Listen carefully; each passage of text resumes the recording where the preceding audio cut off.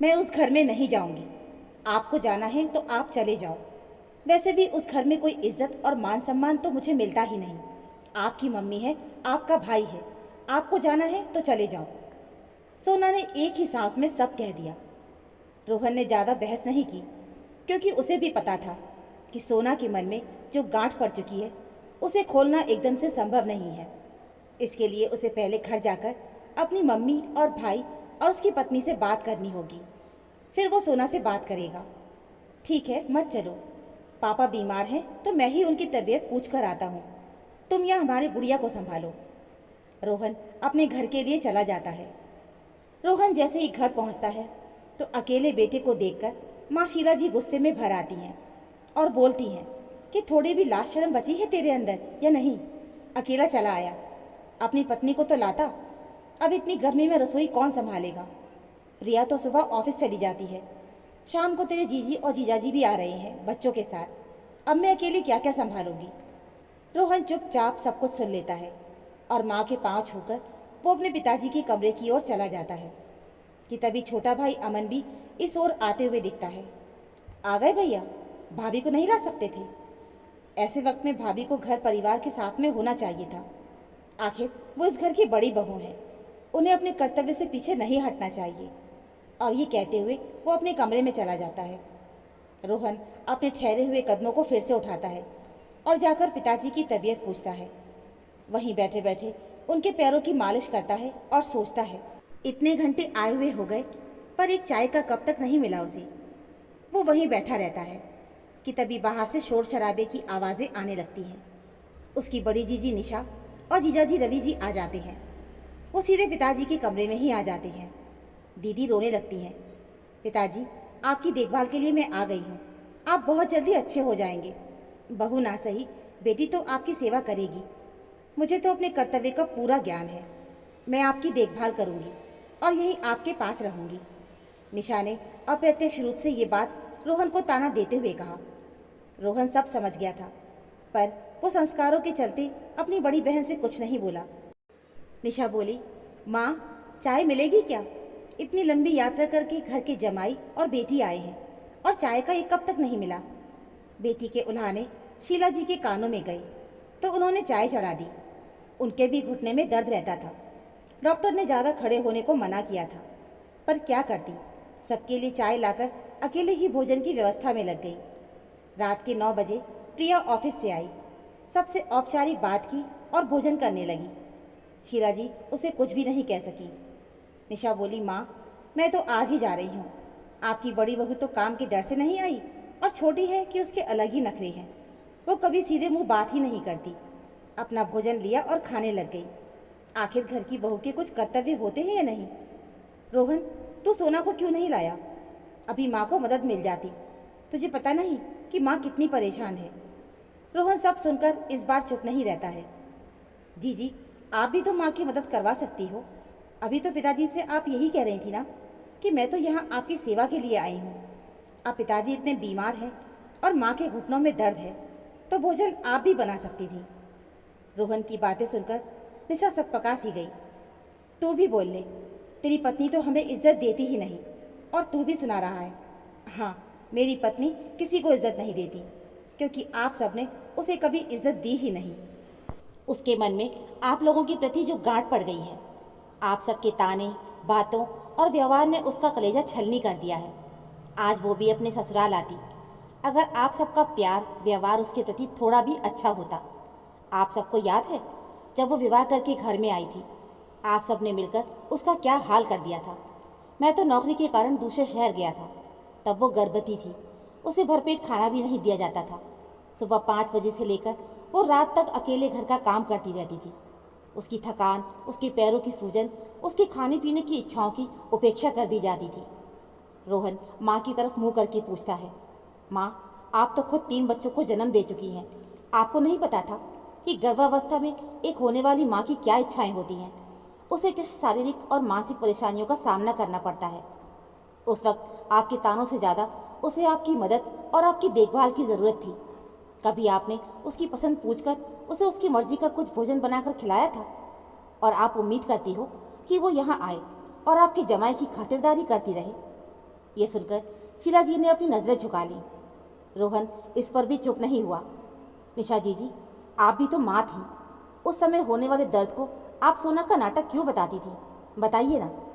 सिर्फ इसलिए कि वो एक बहू है, और बहू का दर्द सिर्फ नाटक ही क्यों समझा जाता है? उसकी तकलीफ़ों को नज़रअंदाज क्यों कर दिया जाता है? आपका भाई कुछ महीने यहाँ नहीं था तो आपको उसे बहन के सम्मान स्नेह देना चाहिए था। और मेरा ये छोटा भाई, इसने तो मेरी पत्नी को नौकरानी ही समझ लिया था। गर्भावस्था में उसे वो बोलता था कि बाहर खड़ी कार को साफ कर दो। जब सोना ने मना कर दिया तो कहता है कि आप रोटी तो भरपेट खा लेती हो, कार साफ करने की ताकत नहीं है। गर्भावस्था के 8वें महीने में ये शब्द तीर की तरह चुभकर उसके मन में गांठ बन गए हैं। अमन, ऐसे वक्त में देवर भाभी की ताकत बनते हैं, उसकी भाई की भूमिका निभाते हैं। और तूने अपनी भाभी को परेशान किया। तुझे घर की बड़ी बहू की क्या कर्तव्य है ये तो बहुत अच्छे से याद है, पर भाभी के प्रति तेरे क्या कर्तव्य हैं? ये सुनकर अमन ने भी अपनी आंखें झुका ली। रोहन फिर भाई की पत्नी प्रिया से कहता है, प्रिया, देवरानी तो जेठानी की सबसे अच्छी सहेली होती है ना। उस वक्त तुमने भी अपनी भाभी का मन दुखाने में कोई कसर नहीं छोड़ी। जब मैं यहाँ नहीं था तो तुम्हें अपनी भाभी का ख्याल रखना चाहिए था, उसकी सेवा करनी चाहिए थी। पर तुम हमेशा इस गुरूर में रहती थी कि तुम बहुत अच्छा कमाती आती हो, और तुमने भी उसकी तकलीफ़ों को अनदेखा कर दिया, कभी किसी काम में सहयोग नहीं किया। मैं आप सबसे यही कहना चाहता हूँ कि परिवार का तात्पर्य यही होता है कि वो अच्छे और बुरे समय में एक दूसरे के साथ रहे। मैं नौकरी करने बाहर गया था, मुझे वहाँ पूरी व्यवस्था करने में कुछ महीने लग गए, और तब तक आपने मेरी पत्नी का ध्यान नहीं रखा और आशा करते हो कि वो आप सबकी सेवा करे। आप सब ये तो चाहते हैं कि सोना इधर आए, घर का काम करे, हम सबकी सेवा करे, अपना कर्तव्य निभाए। लेकिन आप सब ने अपने कर्तव्य कब निभाए?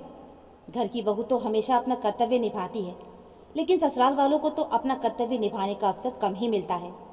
एक बहू जब गर्भावस्था में होती है तब उसे सबसे ज़्यादा प्यार और देखभाल की आवश्यकता होती है। यही समय होता है। इस समय की गई देखभाल को और इस समय किए गए निरादर को वो आजीवन नहीं भूलती। अगर आप सब सेवा करवाने के अधिकारी हो तो देखभाल करने के लिए भी आगे आना चाहिए। वो घर की बहू है तो उसका मतलब ये नहीं कि वो सब कुछ सहेगी और कुछ ना कहेगी। सोना अभी इसलिए नहीं आई क्योंकि उसके मन में कुछ बातें जो चुभती हैं, जो उसे यहाँ आने से रोकती हैं।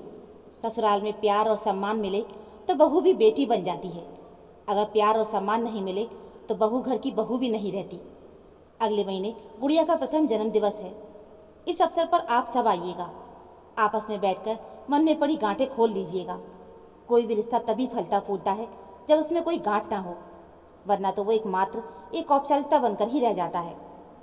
रोहन की बातें सुनकर सबको बुरा तो लगा, लेकिन फिर उन्होंने सोचा कि रोहन कुछ गलत नहीं कह रहा।